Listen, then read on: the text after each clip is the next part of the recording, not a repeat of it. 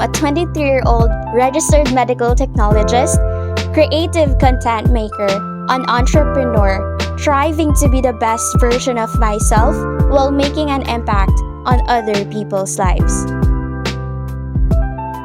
Be inspired, be influenced, and at the same time, grow and develop yourself with me from upcoming amazing speakers from all walks of life. Only here at Lorraine's Lavue. The views, opinions, and insights expressed in the following segments are those of the host and guest only. Viewers' discretion is advised. So this person, sobrang amazing kasi mass communication graduate siya, diba? And a former news writer and marketing officer. Amazing, diba? And currently a social entrepreneur. Kaya sobrang yung heart niya in helping people. Sobrang yun yung isa sa mga passion niya. And what I love about this person is pag nakita mo yung social media niya. Kasi hindi ko pa siya na-meet in person diba? So, nung nakita mo yung social media niya, sobrang empowered niya talaga na woman. And very resilient kasi nung napakinggan ko rin yung life journey niya. And of course, what I love about this person and sobrang inspiring niya talaga. And beautiful with the heart and very confident. Kaya naman guys, I would like you to all know ng ating speaker for tonight and let us all welcome Miss Ditzchie Pia. Hi, Coach! Hello, everyone! Ayan naman! Good evening! Sobrang excited talaga, diba? Thank you so much for having me tonight. Yes! Hello sa ating mga viewers. Wow! Hello! Ayan. So guys, I would like to diba? To request you again to share this. Kaya ito na. Coach Ditzchie, can you introduce yourself naman po? Kasi syempre ang ating mga viewers for tonight, gustong-gusto ka din nila makilala talaga. Wow, talaga naman. Anyway, first of all, I'd like to say good evening to everyone. And of course, thank you, Lorraine, for inviting me to your podcast or to your live. No, this is my first time to be invited to a podcast. Grabe naman to, parang feeling celebrity ako. Pero anyway, yes, I am Ditzchie Pia. I'm a mass comm graduate. Inulit ko lang sinabi ni Lorraine. Yeah, so nag-work ako before sa ABS-CBN Davao as a news writer, production assistant, voice talent, lahat na siguro, no? Segment producer, diba? And then, after 2 years of working there, napunta naman ako sa mall as a marketing officer. So, yung journey ko doon naman sa dalawang jobs ko na yon were very, very fruitful talaga. And I can say na yung mga experiences ko doon, no, also helped a lot, no, kung paano ko na-manage yung emotions ko. Nirelate agad sa topic. Ayun. And right now, I'm currently employed in one of the prestigious universities here in Jensan. So, Bisaya po ako. Sino mga Bisaya dyan? Shout out naman. Mayang gabi sa tanan. Hello. Yes. And, Yes, and of course, I'm also a social entrepreneur. Yeah, I love helping people, diba? So, yun siya. I'm just a simple girl. Simple girl. Hindi. Of course, I have big dreams, no, in life. And just like Lorraine, I know naman na may mga big dreams talaga siya. And basta, I'm a very ambitious person. And lahat ng mga experiences ko in the past, talagang super naka-help siya kung paano ko mag-isip ngayon, paano ako mag-handle ng emotions ko ngayon, paano ko i-handle yung mga situations or yung mga circumstances in my life. So, yun siya. I'm very excited to share kung ano yung mga natutunan ko, no, sa buhay. Love lahat it, naman yeah. From the books, ganyan. Lahat na i-share ko ngayon, syempre nakuha ko lang din sa mga books, sa mga motivational speakers, and I've been trying to apply it in my life talaga. So, yun. Good evening, everyone. O, diba guys, intro niya pa lang yun. Diba? Sobrang amazing, sobrang excited talaga ako na masagot ang ating mga katanungan later on, diba? Pero sige, ano ba yung topic natin for tonight? Since kilala na natin ang ating speaker, diba? Of course, ano na ba yung topic? Since kanina may pahapyaw na, diba, si Miss Ditzchie, kung ano talaga yung topic natin, which we'll be talking about 5 ways to be emotionally mature, diba? Pero ano ba muna yung emotions na yan? Ano ba yung maturity na yan, diba? Pero ito, tanong ko muna, kayo ba, katulad ko, emotional person being ba kayo? Kasi ako very emotional ako. Kunyari, masaya ako, iyak ako niyan. Kanina, maniniwala ba kayo, yung fight song na song kanina na pinapatugtog, naluluha ako doon. Di ba? Very, very emotional talaga ako. Masaya, pag masaya, malungkot, nagulat, natakot, di ba, galit. Ay, nakita mo yan, iyak na yan. Di ba? So sige, ito na nga, pag-uusapan na natin yung emotions na yan. And about sa pag-iyak lang ba yun? Or there's more into it, di ba? Kaya ito na tayo sa first question. Question natin, Miss Ditzchie. Ano po Ayan, napupulo tayo sa excitement, guys. Ano po muna ba ang emotional immaturity muna? Para mas maintindihan natin yung maturity and immaturity. Ano po muna yung immaturity?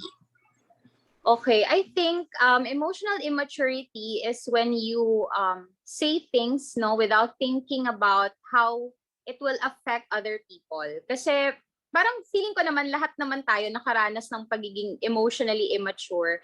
Especially nung mga younger years ko, immature talaga ako. 'Di ba? Yung parang ako kasi as a person, very prangka ako, alam mo yun, very blunt no when it comes to expressing my feelings. So parang wala akong pake if maka-hurt ako ng ibang tao. As long as nasabi ko yung point ko, as long as nasabi ko kung anong na-feel ko. So I think, yeah, very immature talaga yon kapag hindi mo iniisip yung emotions or yung feelings ng iba. And then siguro, another sign no, ng pagiging emotionally immature is kapag yung person, he or she doesn't want to go deep doon sa problem. So example, there is a rising problem and then parang iniiwasan niya, alam mo yung person na yun, may kilala ba kayong ganon, na parang iniiwasan niya and ako pa naman na person, yun yung pinaka-hate ko kasi I am very confrontational. If there is a problem, I wanna fix it now. So, naiinis ako kapag may kausap ako, tapos parang, alam mo yung parang nagbibingi-bingihan lang about the problem, ganon. So, ayoko ng ganon. Gusto ko, nag-go deep tayo doon sa kung ano talaga yung root ng problem. And isa din na sign when you are emotionally immature is parang feeling mo the world revolves around you. Parang everything is about you. 'Di ba? And ganoon din ako before. Parang yung feelings ko lang yung valid, no? Hindi, wala akong pakialam sa nararamdaman mo. Basta importante yung ako, yung nararamdaman ko, yung nasa isip ko. 'Di ba? Everything is about you. There's always that me factor, no, when you're emotionally immature. And the next is, you don't own your mistakes. No, parang you keep on blaming kapag may mga unfortunate events, parang hindi ka nagte-take accountable, hindi ka nagte-take responsibility doon sa mistakes mo, but instead biniblame mo siya sa iba. And then you become defensive. Kapag na-confront ka na, uy, bakit mo ginawa to? Bakit ka ganyan? Parang, bakit parang kasalanan ko? Parang gano'n, di ba? So parang nagiging defensive ka and parang lagi mong justify yung actions mo. And then, yeah, yun siguro yung signs no, or pagiging emotional immature for me. Kasi na-experience ko talaga yun. Ganun ako before. I love it how you explain it. It's really well, very concise. And sobrang agree ako dyan, Coach Ditzchie. Kasi feeling ko kaya din tayo sa Waveland. Kasi para sa very frank, di ba? Frank talaga. As in yung blunt na sasabihin, taklesa somehow. Di ba? Parang taklesa na sasabihin mo, you say what you want to say, di ba? Tapos, very agree talaga ako sa lahat na hindi ko minsan kadalasan before iniisip yung mararamdaman ng kausap ko as long as naparating ko yung gusto kong iparating. 'Di ba? So somehow hindi pag emotional immature, hindi ka empath, you don't sympathize with the person that you're talking to, 'di ba? You don't think about kung ano yung ma-feel niya right after mo sabihin yung sasabihin mo, kahit tama man yan, diba? And naisulat ko din yung tinatakbuhan, yung problema, diba? Which is true, ganyan din ako before. Ayan, diba? So lahat naman siguro tayo na-experience to, pero yun nga, diba, no accountability and pa-victim somehow, diba? Kasi you don't own your mistakes nga. So, ayan, since alam na natin, diba, very nice ang explanation ni Miss Ditzchie about emotional immaturity. Ngayon, doon na tayo sa emotional maturity, diba? So ngayon, ano naman po, Miss Ditzchie, yung emotional maturity and how does it affect our relationships, work, environment, and life as a whole? Okay, so yun yung emotional immaturity. So I think if I would define the word emotional maturity, I think it is the ability of a person to manage or to master his or her emotions and to really parang you really parang you have the full responsibility for your actions. So, yun siya, parang it is very important that we master our emotions kasi of course it will affect our relationships with ourselves, with our family, with our friends, with other people, with our colleagues, diba? So, yun, I think that's emotional maturity. Kasi for me ang emotional maturity is equal to being mentally strong. Yeah, I don't know if you believe in that, but yeah, ako personally, I believe in that if you are an emotionally mature person, you're also mentally strong. Ayan. So, yun siya. It is very important to master our emotions kasi hindi pwedeng galit ka lang, 'di ba? Malungkot ka lang. Kailangan may gawin ka about it. Kailangan i-address mo yun, whatever it is that you're feeling right now. Yeah, very true.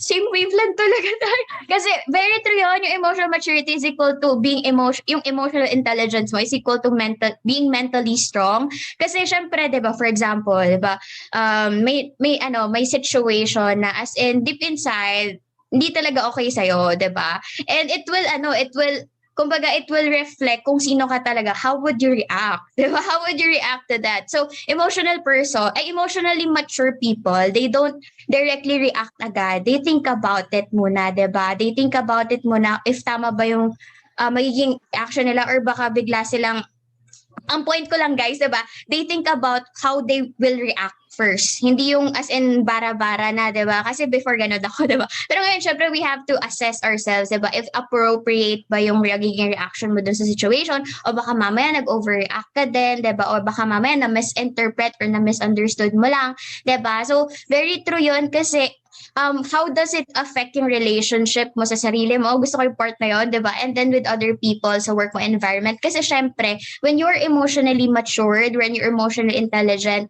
pag nafe-feel mo na sarili mo, ito, relationship with yourself, pag nafe-feel mo na hindi ka na, kumbaga, emotionally stable or okay, yung mental state mo, you will pause. Kasi if you care about yourself enough, if you love yourself enough, if you respect yourself enough, di mo hahayaan yung sarili mo na emotionally unstable ka, tapos may interact ka with other people, tapos magkakaroon pa ng other misunderstanding and all. Kasi nga, hindi ka okay. 'Di ba? So, ganun yung kumbaga ganun makaka-affect 'yon. So, sa sarili mo muna, emotionally okay ka. Kumbaga, i-address mo muna 'yon. And then it follows, 'di ba? How you will interact with other people, how will you kumbaga perform sa work mo, sa business, and yung environment mo as a whole. 'Di ba? So, very agree talaga ako sa mga nasabi ni Coach Ditzchie. Ikaw talaga yung tamang tao for this, diba? Coach TG, thank you so much for that, diba? Pero sige, dito tayo sa ating pangatlo, diba? Ang dami nating katanungan. Ano na talaga to? Interview. Diba? Pero sige, sa pangatlong question tayo, Miss Ditzchie, diba? Ito, good question talaga to for me. I mean, tanong ko talaga to sa'yo kasi hindi ako sure minsan, diba? But is being matured based on age or gender? For me, it's not. No, kasi parang madami akong kilala na matanda na sila sa age, pero alam mo yon, yung mindset, the way sila kumausap ng tao, the way they deal with situations, parang immature pa rin talaga. And may iba naman na sobrang bata, like you, diba? You are 23. And I can see that you're already emotionally mature. Ayan. So ako 30 na ako. May mga times pa rin na nagiging immature. So wala talaga yan sa age and gender. And siguro nasasabi natin, 'di ba? Parang sinasabi nila pag girl daw or women are more sensitive or more emotional than men. Siguro hindi lahat, no? Pero siguro most of us girls, ganun yung tingin sa atin kasi mas mas expressive tayo, 'di ba? Mas ini-express kasi natin yung feelings natin pag galit tayo, pag gusto lang natin mag-inarte, di ba? Nakaka-release ba yung mga jowa dyan? Kaya tayo iniiwan kasi ang arte natin. Joke lang. Ayun, marami na pong nasaktan sa ating mga live. Ayun, so, yun siya kasi, yun din yung isa sa mga factors ha. Ako, na-assess ko din kasi sa sarili ko na before, emotionally immature talaga ako. That's why marami sigurong mga nag-fail na relationships, 'di ba? Kasi nga hindi parang nandun ako, yung mga signs na sinabi ko kanina about emotional immaturity, ganun ako lahat before. Ngayon, wala akong jowa, so hindi ko alam kung magiging emotionally mature na ba ako. Pero yeah, to answer the question, I think it's not. So, depende talaga yun sa mindset ng tao. Depende kung paano niya dinideal yung mga situation sa buhay niya. So, yun siya. Ako mas tinitingnan ko yun sa person kaysa kung matanda siya, mature na to kasi matanda. Hindi. So, nakausap ko talaga muna para matansya natin kung mature ba talaga to o hindi. Mukha lang matured ba? Mature na. Yeah, diba? Completely agree. Diba, wala nang ibang gagawin dito, guys, kundi mag-agree kasi ang galing ng ating speaker, diba? Pero eto na, guys, kaya ako rin natanong yan kasi personal question ko yun sa sarili ko. Kasi, alam niyo naman, diba, I'm doing a business right now wherein I talk with a lot of people, different gender, different age bracket, diba? And then I realized, eto, just to share with you my perspective naman, Miss Ditzchie, kasi ako personally, pares tayo single, diba? Pero happy naman tayo, diba? So, yung sa akin, on my end kasi, ako, hindi naman super daming relationship. One pa lang naman yon, and it's like almost, this coming year, like mag 4 years na yon, diba, na single ako. So, somehow, na-realize ko na gusto ko lagi parang mas matanda sa akin, ganyan, or like, as in, for me, gusto ko mas matanda. Yun na yun. Kasi parang for me, mas matured to, mas madami nang na-experience sa life, blah, blah, blah. But then when I started doing the business that we have right now, sobrang nag-iba yung perspective ko talaga. Kasi I was able to meet a lot of different people, different bracket nga, and different gender. Then I realized ko, it's not about the age. Oh my gosh! As in, ma-realize mo na ganito na yung age nila, pero yung level of perspective nila, as in, hindi pa talaga ganun. As in, talaga, iba talaga. And then, meron naman kasing edad mo, or even mas younger sa'yo, na sobrang matured na to the point, ang lawak na ng ang lawak na ng perspective niya, ang lawak na ng, ng view niya sa life itself, diba? And, they're achieving it na, diba? Na parang, alam mo yon, wala talaga sa age. And then, when it comes to gender, ayun, tama yung sinabi ni Miss Ditzchie, di ba? Kasi expressive tayo as a woman, so mas nape-perceive or stereotype na mas emotional tayo, di ba? But, it's not about the gender kasi sometimes may nakausap din ako, pag yung guy, naging vulnerable na din talaga, na ipakita yung emotions niya. Actually, very emotional din ng, ang guy. Hindi lang sila expressive. Diba? So, sobrang agree ako dun sa mga na-mention ni Miss Ditzchie. Kayo ba, guys? Ayan, grabe ka, Miss Ditzchie. 20 tayo. Ang grabe naman si Miss Ditzchie ng mga viewers tonight. And can you share, can you type naman, guys, ng hello kay Miss Ditzchie kung nandyan kayo ngayon sa live. And if you're learning sa speaker natin, di ba? Kasi ako, I'm learning from her as well. Sobrang empowered woman talaga, di ba? So, ngayon naman, since we're talking about Miss Ditzchie, di ba? About maturity. And we're talking about maturity, di ba? I actually want to recommend to you something. Okay lang ba? Yeah, sure. Okay, I'd like to recommend to you some product that you can actually use, or yung mga viewers natin for tonight, as you mature, as you age gracefully with this product, diba? Bakit gracefully? Kasi syempre we have to understand, guys, that as we grow, as we age, diba? As we mature physically, then, diba? Our body, syempre nagde-deteriorate din yan. And of course, specific our liver, diba? Yung liver natin, yung internal organ natin, nagde-deteriorate din yan. Kasi nag-age din siya, diba? So, kaya naman, I would like to recommend to you this product. Love your liver and live the good life with Yosana Hepacil DTX, diba? So, anong meron sa product na to? Stay energized and help balance your body's detoxification processes with the unique liver support blend made with Yosana Intelligence Technology. Kaya sobrang ganda kasi may intelligence technology siya. And life comes with the good and the bad, diba? So, ibig sabihin yan, there are memorable meals with loved ones and opportunities to savor delicious food and drink. So, don't limit yourself. Diba? So, use this product kasi pwede mo pa rin naman kainin yung gusto mo. Diba? And there are also inescapable pollutants or chemicals in the environment that are in the modern reality na ngayon. So, hindi natin maiwasan yan. So, what we can do right now is to support our body through supplementation. So, together, all of this add up to a load of substances your body has to process. So, your liver is responsible for filtering everything everything you consume. So it's a big job, diba? So your body's waste filtration system can ever really take a break. So hindi nagpapahinga yung liver mo. Diba? So Usana Hepacil DTX can help support the normal health and function of your liver. Kaya so it can handle whatever may come its way. O sobrang magsusuportahan niya talaga yung liver mo. And if you can stay focused and living a good life. Kaya naman I highly recommend this product if you want to detoxify your body, specifically your liver, diba? So I highly recommend this. And if you want to try it out, you can simply DM me or direct message me or even to Miss Ditzchie herself, diba? Pwede kang ma-assist dito sa product na to. So yun, I hope, ikaw ba Miss Ditzchie, have you tried it out or are you familiar with this product? Yeah, that's one of my favorite products. And of course, to relate the word detoxification sa topic natin ngayon, I love it. being emotionally mature is also detoxifying yung mga pollutants. Like yung mga negative emotions, right? The anger, sentiment, diba? Ano pa ba yung mga negative feel mo? Diba, kailangan din natin i-detoxify yung mga negative feelings, negative thoughts mo. Yeah. And yung mga negative habits, negative attitude, ano pa ba? Basta lahat ng negative, alisin natin, i-detoxify na natin sa body. And you know what, Lorraine, I really believe talaga na yung pagiging emotionally mature or yung pagiging mentally strong, minsan kasi talaga, or most of the time, factor din talaga yung pagiging healthy. Yeah. Diba? Kasi kung unhealthy ka, naapektuhan din yung mood mo, yung attitude mo, diba? So, yun, talaga, hindi lang sa body yung detoxification, dapat sa lahat ng aspect ng life natin, mag-detoxify tayo. Yeah, I love it. Yeah. Natin yun, Yeah.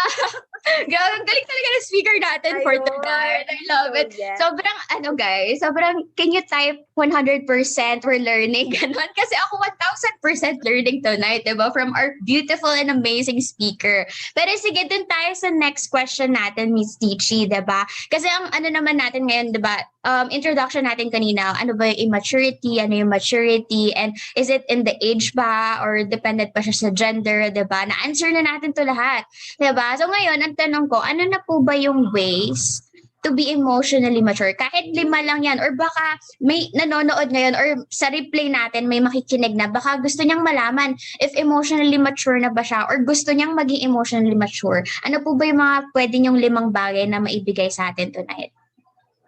Okay, so before I go into the 5 ways on how to become emotionally mature, actually yung i-share ko ngayon, I got this from Tony Robbins, no? It's about mastering your emotions. And super gusto ko talaga ng speaker si Tony Robbins kasi di ba pinopromote niya yung peak performance, being in the right state.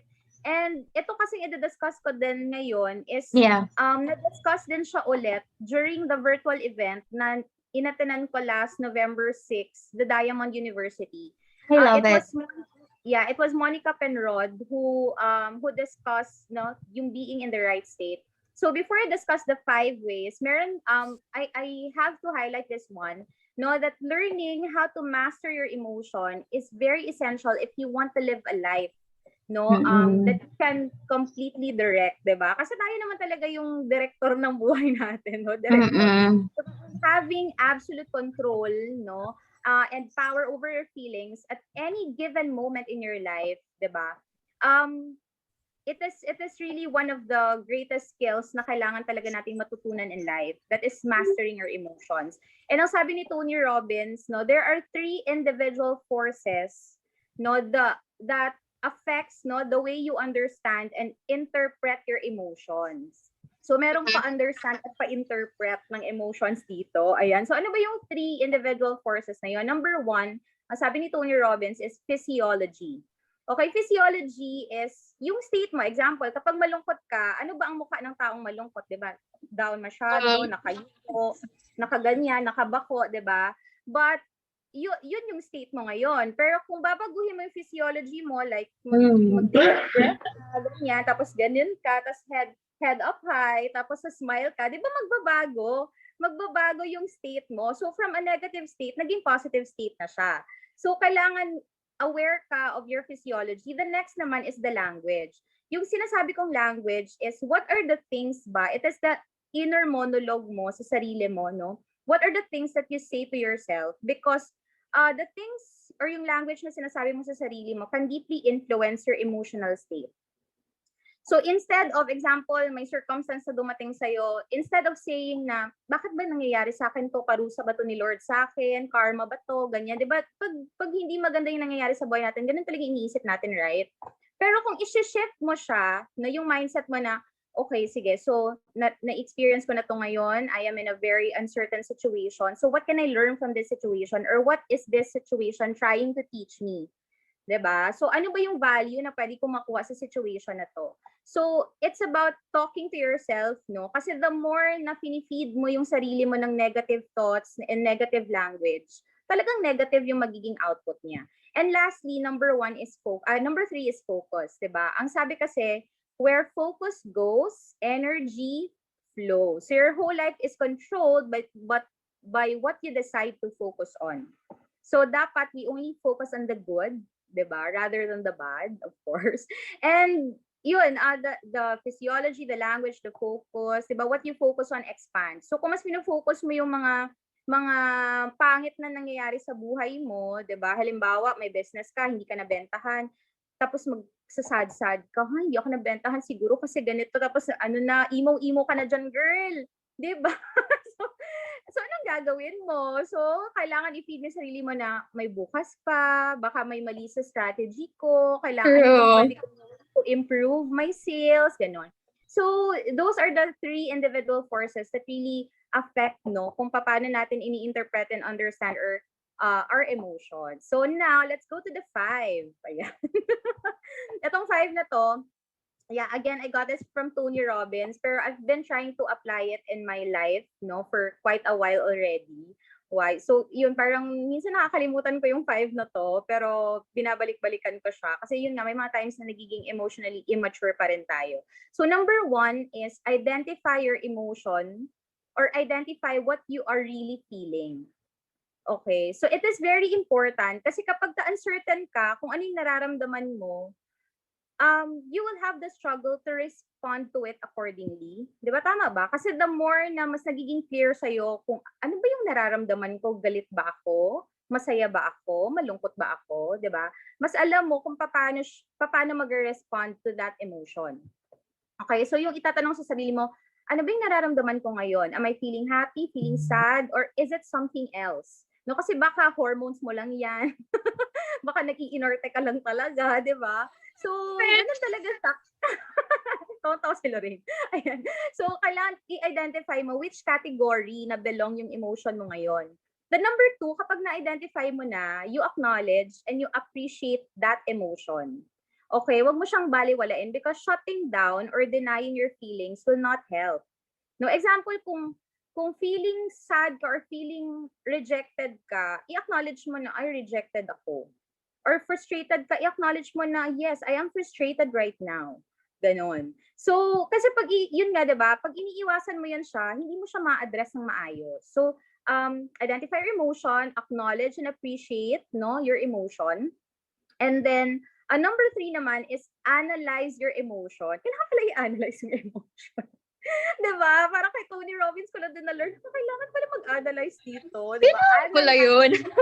Oo. Parang hindi lang pala negosyo natin yung kailangan i-analyze. Kailangan pala yung emotions din. Diba, especially in our business, we are dealing with a lot of people and we are building a team. No? And kailangan talaga natin as leaders, diba, kailangan natin ma-analyze talaga yung emotions natin. Hindi pwedeng yung parang, yung sabi ko nga kanina na kung galit ka, kung malungkot ka, ganyan. Because it will affect the whole community or the whole organization. So anyway, number 3 is analyze your emotion. You have to be curious about the message that this emotion is offering you. May ganon, di ba? So, you I love it. With a sense of curiosity. So, example, tatanong mo sa sarili mo, what does this emotion offer me? Wow, may pag-ganon. What is the value of this emotion? Or in what ways does this emotion serve me? Or what can I do to make things better? Diba? May mga ganong pang mga tanong sa sarili mo. How can I get the outcome that I want? What do I really desire? No? So, kailangan mo talaga i-assess or kailangan mo i-analyze yung emotions. Kung kung tama ba talaga yung nararamdaman mo or kung appropriate ba yan do sa situation mo ngayon. Kasi alam mo, alam nyo guys, no, emotions can teach us valuable lessons about ourselves and about our circumstances. Okay, so let's go to number 4. Number 4 is get confident. May pwede ko tayo dito. Sorry. Get confident that you can handle the situation and get certain that you can handle this not only today but in the future as well. So ano ba tong getting confident, no? Para siyang i-assess mo, example, galit ka ngayon. Tapos you felt the same way before. 'Di ba? You felt the same way before. Naramdaman ko na to before eh. Galit din ako. Ganito din yung level ng galit ko before eh. Pero paano ko ba yun siya na-overcome? Paano ko ba yun in-address? Ganyan. So parang confident ka na ngayon na, kasi same yung nararamdaman ko, kaya ko na din tong i-overcome. Kasi na-overcome ko na to before. 'Di ba? Para lang yan kung heartbreak, 'di ba? Kung hiniwalan ka ng jowa mo ngayon, hindi ka na masyadong mangangapa in moving on kasi sanay ka na mag-move on, 'di ba? Yung parang gano'n, yung okay, iniwan na naman ako, hiniwalayan na naman ako, so alam ko na anong gagawin kasi ilang beses ko nang ginawa ko. Gano'n, 'di ba? I love that. Okay, eto ulit. Parang di ka na disappointed. Parang, again, okay. Alam mo na. Ganun. Yung na-ghost ka na, okay, sige, next. Thank you, next.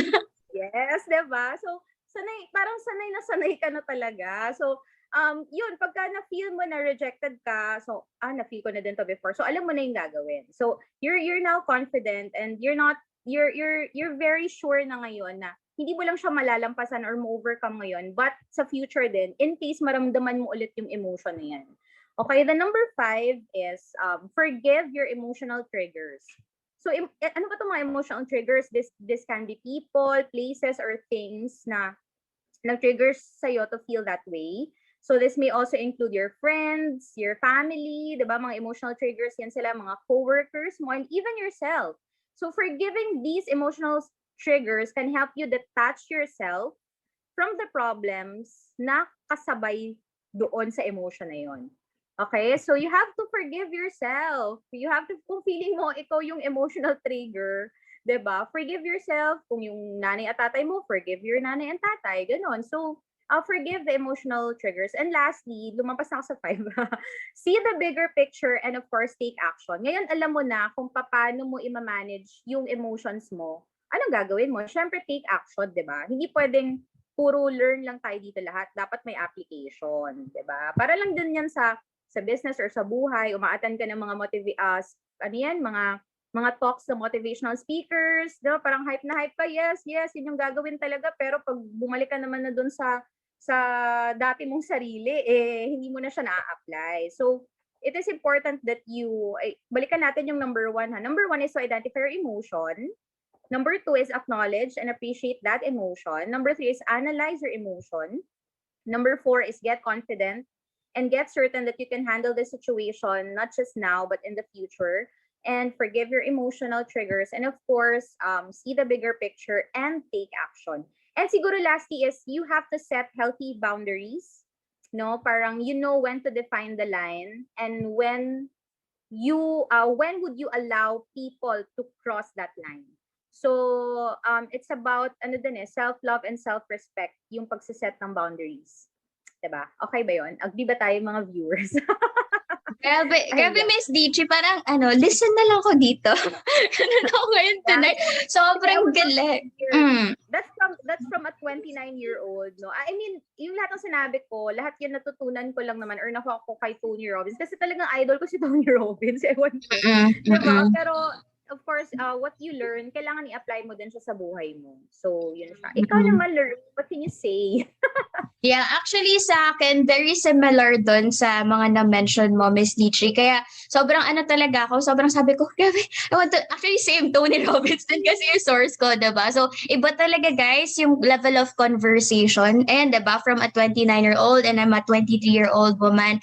And iba yung level of conversation pag you surround yourself with this kind of people na into personal development, into growing themselves to be the best version of themselves, and also into helping people win. Kaya I highly recommend guys na to surround yourself with people like Miss Ditzchie.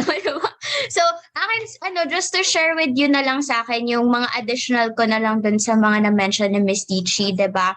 Sa akin yung pinaka-takeaway ko dun, since we have similar na kasi, so I won't repeat it na, diba? But yung pinaka-takeaway ko talaga dun is yung importance of self-awareness, 'di ba? Yung kasi you cannot yung kumbaga you cannot control yung mga bagay na hindi mo alam, or you cannot change yung mga bagay, you cannot address yung mga bagay na hindi ka self-aware kung ano ba yon, ano ba yung emotions ko ngayon, 'di ba? So walang mangyayari pag hindi mo alam kung ano yung dapat mong itama, ano yung dapat mong i-control, ano yung dapat mong i-address, 'di ba? So sa akin talaga yun yung unang-una and very important, kasi everything else follows if you know ano yung dapat mong itama.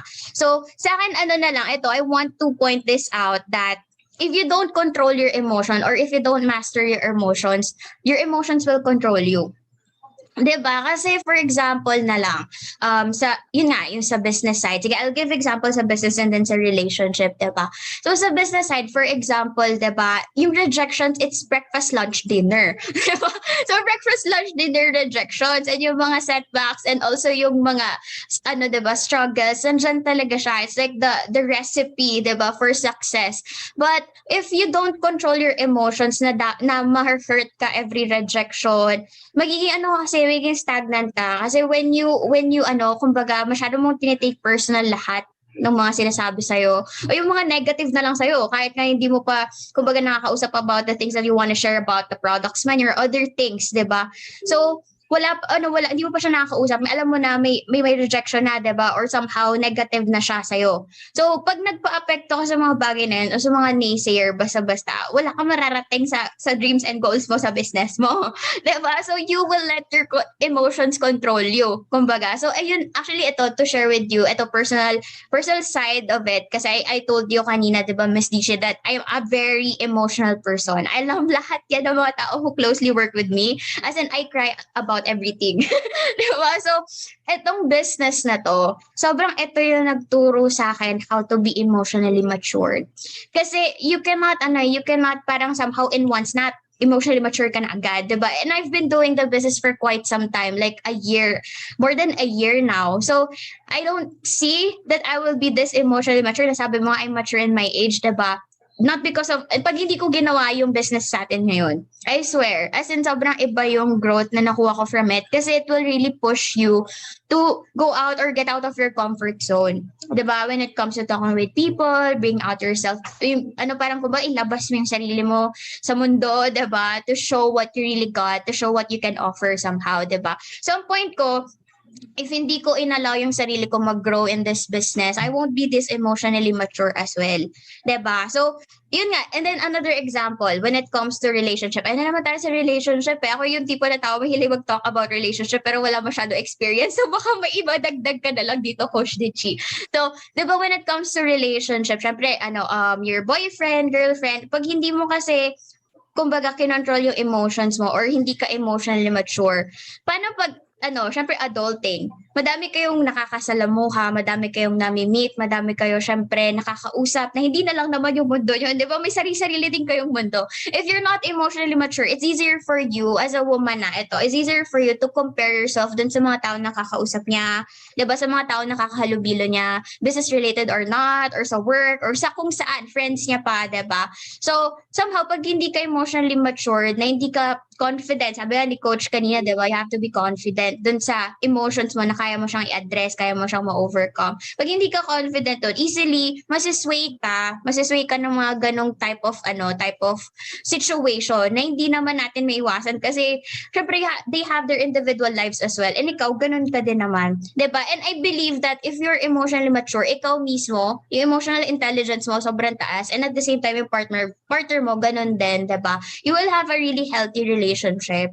Diba? So, that's what I really believe in. So, kaya I like deep talks, ganyan. I want to know how you think first, what's your perspective in different aspects bago ko as in masay na, na this person is a potential. Parang ganon, diba? And relationship with the family naman, another example, pag hindi ka emotionally mature, Kasi yung ano, there's are ano parang di mo maiwasan yung mga misunderstanding or yung mga moments na ano, 'di ba? Parang somehow hindi okay yung feeling ng papa mo or ng mama mo, hindi talaga siya good mood, 'di ba? Tapos ikaw ba masyado ka sensitive, baka nasigawan ka, 'di ba? Or baka hindi ka pinansin. Ayan, yung mama ko, hindi ko pinapansin minsan.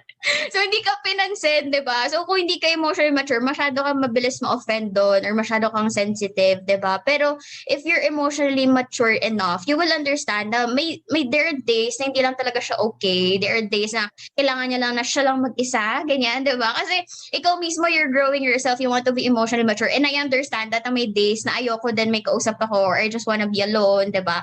So yun yung mga moments. And another example when it comes, ayun na nga, yung sa business side na or yung sa community na lang as a whole, 'di ba? If hindi ka kanina kasi sa business side, 'di ba, yung sa mga rejections kanya. Ito as a community as a whole, katama din, sobrang agree ako doon. This business is a relationship business, 'di ba? You build a team, you build an organization that you really want to have a strong foundation. And that is for me, I strongly believe it's the relationship. And again, when it comes to relationship, kailangan mo talaga maging emotionally mature for you to be an effective leader as well. Kasi 'di ba, it is a leadership business din.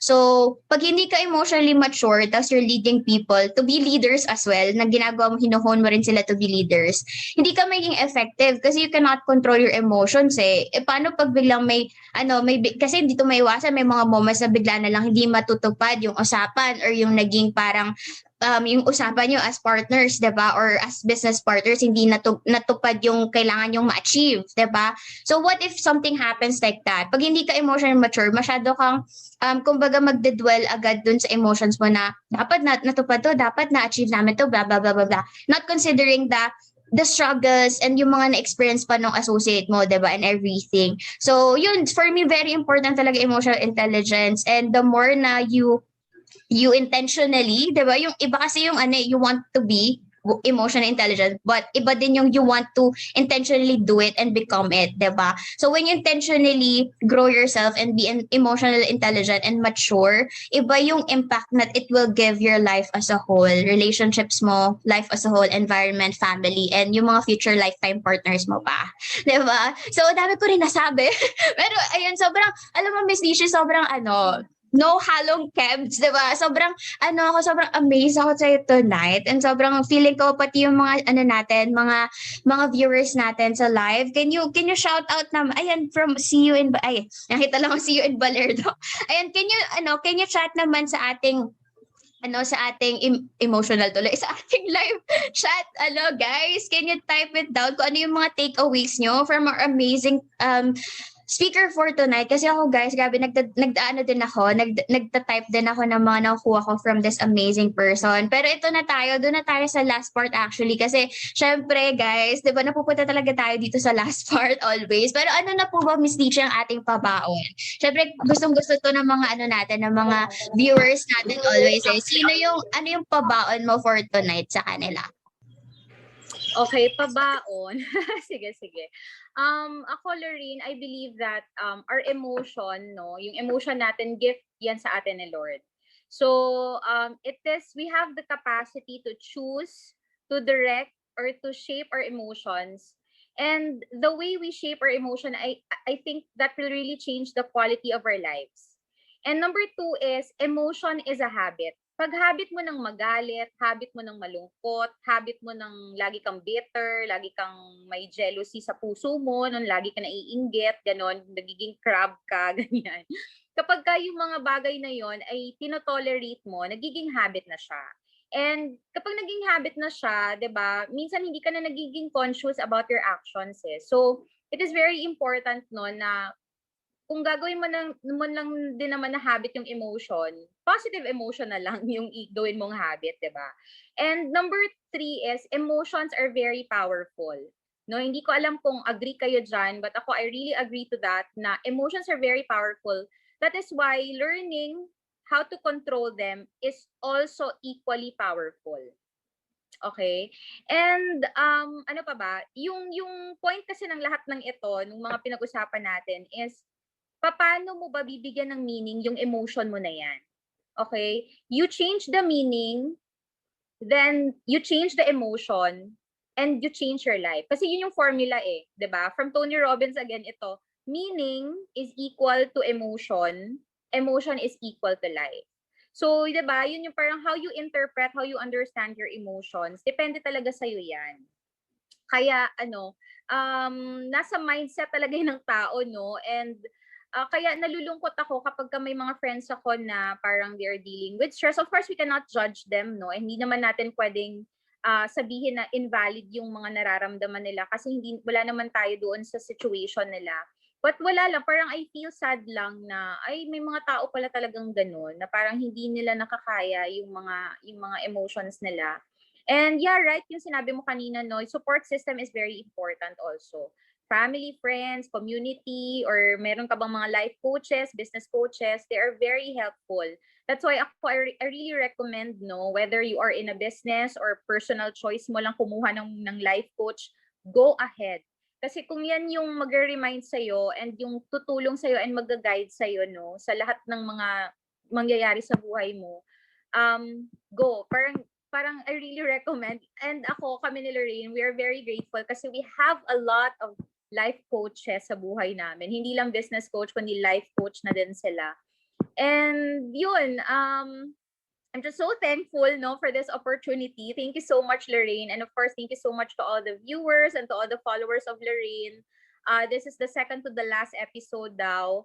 So, parang na-touch naman ako na ako yung second to the last episode. Speaker ng second to the last episode. And of course, we're looking forward to more of this, Lorraine. And I know that you will really make it big, no, sa sa passion mo na to. And I really admire, no, kung paano ka mag-isip and also how you handle your emotions. No, kahit hindi pa tayo nag-meet, no, and I'm very excited to meet you in person. Me too! Yeah, nakikita ko talaga kung paano ka magsalita, paano ka makipag-usap sa ibang tao, no. So, sa lahat ng mga Gen Zs, gayahin natin si Lorraine. Ayan. And of course, to my fellow almost 30-ish na mga women and of course, mga men na rin, 'di ba? Wala, parang tumatanda na tayo, guys. So, kailangan mag-level up na din yung interpretation natin, yung understanding natin sa mga bagay-bagay, 'di ba? Kasi nakakahiya naman, 'di ba, kung tumatanda ka na pero yung isip mo, isip bata ka pa rin. So, yun siya. It is very important to really master your emotions, to really control your emotions. Kasi you will never know, no, kung saan ka dadalhin ng buhay, di ba? You will never know sino pa yung mga mamimit mo in the futures, di ba? Kung saan ka pa pupunta, ng mga places. So, yung emotion mo, very big, talaga yan siya. Parang yan talaga yung babaunin mo kahit saan ka magpunta, di ba? Parang, yun nga, emotion is a gift. So, yun. Parang paulit-ulit yung sinasabi ko. And then, pero yeah, learn to master and ako suggest ka talaga, no, aside from talking to people, no, like this, or makinig ka sa mga podcast, makinig ka din ng mga motivational speakers. And then, I would also highly recommend that you read books about mastering emotions. Kasi, kami naman ni Lorraine, kung ano lang yun naman yung mga sinasabi namin ngayon, nakuha lang din naman namin yun from the experts, diba? And we're trying to apply it in our lives. So, yun siya. Again, thank you so much. And it's so nice to see you all. Yeah, sobrang... Balik. Yeah, oo naman. Live na yung collab natin next time, Miss Ditzchie, di ba? Pupunta ako sa Davao. Davao, right? Nasa Davao right na. Ay, Jensen! Sa akin kasi parang lahat yan same lang dyan sa Davao. Pero magkakalapit kasi yan, di ba, Miss Ditzchie? Tama ba? So yan, pupunta ako dyan or ikaw pupunta dito, Miss Ditzchie, di ba? Lalo pag may mga events na tayo sa community. Alam mo, Miss Ditzchie, sobrang grateful talaga ako. I know, di ba? Sobrang spontaneous na to, guys. As hindi ko alam yung sasabihin niya sa mga questions na hinanta ako, di ba? And di niya rin alam naman yung mga inputs ko about it. But sobrang amazing tonight. Parang siya, live coaching. Parang akong kino-coach ni mentor. Ganyan, parang kino-coach ni Coach Ditzchie Pia, di ba? Na live na kayo din nakakakuha ng lessons and learnings from her, diba? So thank you so much as well. I wanna thank you so much. Talaga, as in sobrang amazed ako tonight. And I know, sana na-feel mo, diba, yung aking gratefulness sa'yo tonight, Miss Ditzchie. And just to add with that, diba, just to add with that yung sa mga na-share nyo na po. Sa akin ito personally, pinakapabaon ko talaga, when it comes to emotion, acknowledge it. Ilang beses na natin inuulit kanina, always acknowledge it. Kasi, alam nyo, before, ako, natutunan ko kasi siya in a hard way. Kasi before, as in, sobrang, hindi ko siya ina-express. Kasi parang somehow, for me, before, baka, nisip ko yung sasabihin ng iba, na baka masyado akong maging showy. Ito kasi lagi nilang sa akin na open book ka masyado. They really know agad pag ganyan yung mo, kung ano yung emotions mo. Kaya, parang papasok pa lang ako ng school doon, alam na nila if bad trip ako, hindi, ganon.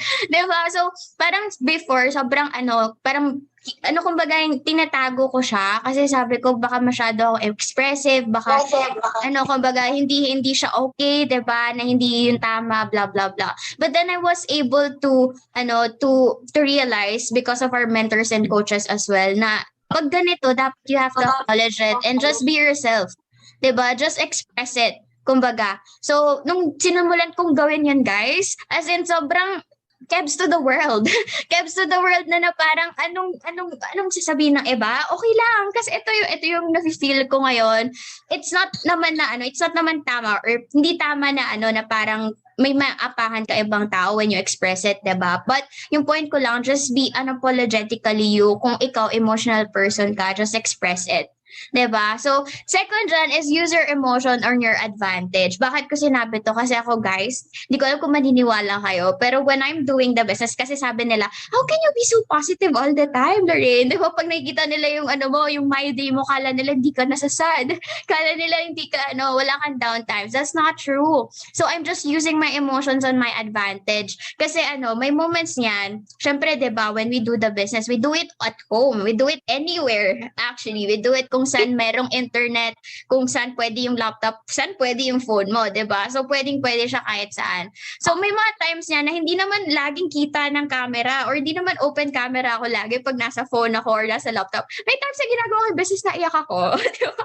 I'm using the emotions on my advantage kasi kumbaga yung hype na emotion ko, kunyari sobrang sad ako or sobrang excited ako, 'di ba? And then mas lalo ko siyang kumbaga mas lalo kong i-apply yung kailangan ko i-apply in the business. Or even for example, nung college ako, nung nagbo-board exam, nag-aaral ako noon, naiyak ako. As in, ganun ako ka-emotional, Miss Ditzchie. As in, nag-aaral ako, yung notes ko niyan, may mga tuluyan ng luha, sabi ko pa na, ay, remembrance ko to. Ganyan ako. Remembrance ko. Ewan ko, guys, kung ganun din kayo. Minsan, dinodocument mo pa yan na umiiyak ako ngayon. Parang gusto ko lang, ewan ko, siya, part of me na parang I want to see my journey.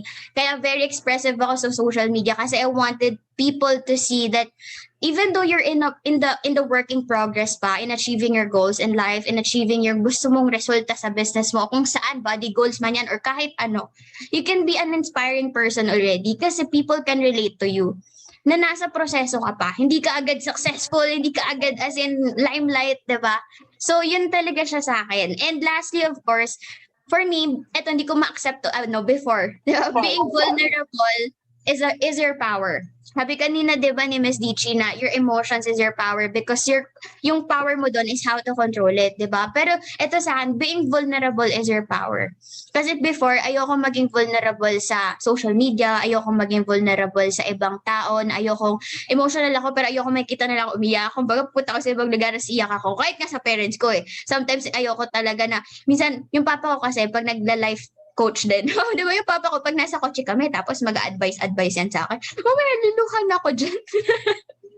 Luluhan ako dyan, pero ititago ko yan ganyan. Pero na-realize ko being vulnerable is your power kasi, parang the more you express yourself, the more na makikita ng mga tao na nakakita sa'yo that you are genuine, that you are authentic, diba? That you don't, kumbaga, you don't hide from those emotions. You just openly share it, diba? So, sa akin, it's your power kasi being vulnerable or vulnerability mo, people can relate to that. They can see that you're not a perfect person. They can see that may downtimes ka. They can see that you are human. Diba? Na may mga moments ka na hindi talaga okay. And that's your power. Kasi, again, they can relate to you.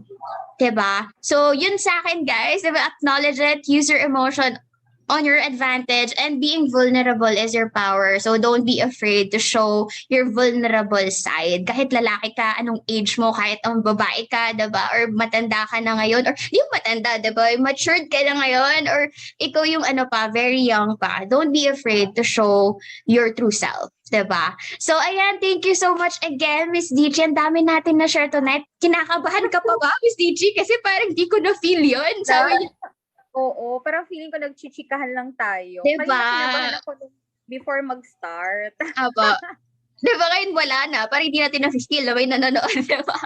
But I'm so grateful talaga. Sobrang happy ako na ikaw talaga yung sa topic tonight. As in, sobrang swak na swak na swak na swak. 100, 1,000%, diba?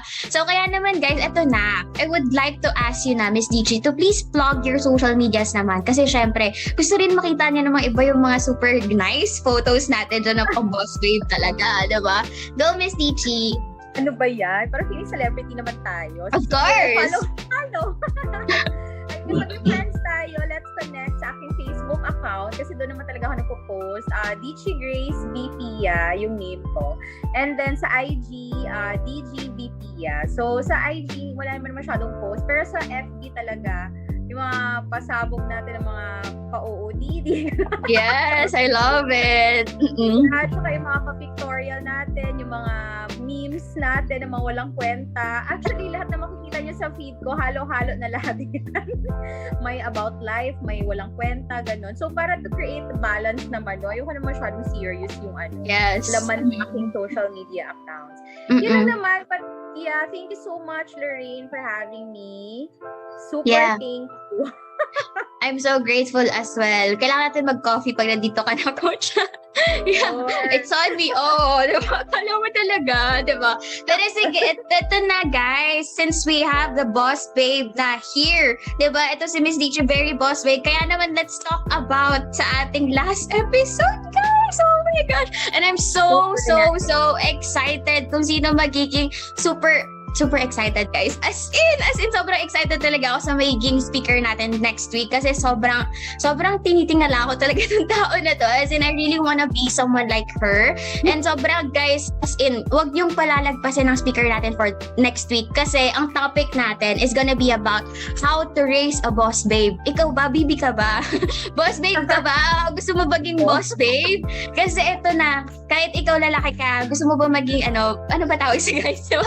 Pero yan, if you want to have the proper mindset, if you want to gain more knowledge how to become a boss babe, how to become an empowered woman, an empowered individual, diba? Not just with women, but sobrang gusto mong matutunan how to become someone na authentically ikaw, na you can actually be just yourself, diba? And at the same time, how paano ba maging ganon? Diba? So, let's talk about that next week, 6 p.m. Same time, Tuesday, diba?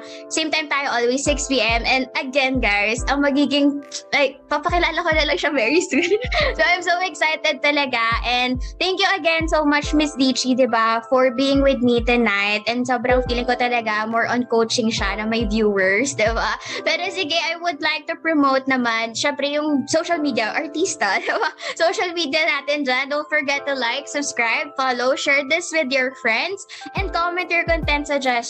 And for more updates, you can follow me on IG and TikTok at I am Lorraine DYY, and on FB and Spotify naman, Lorraine's Lavue. So follow niyo din si Miss Ditzchie if you want to learn more about her, diba? Or from her rather. And also yung mga yung mga contents niya na funny din, and also yung mga contents na inspirational. Kaya naman guys, I would like to remind you always that whatever is thinkable is possible. Kaya don't forget to make someone smile tonight, diba? So, thank you everyone. Thank you for being with us tonight. And check natin. Ayan, artista sabi ni Zaina. Thank you so much, Sir Michael. And sa mga nanonood tonight, thank you so much. So, have a great Tuesday night. God bless, Miss Ditzchie. God bless everyone. Bye. God bless. Bye-bye. Thank you.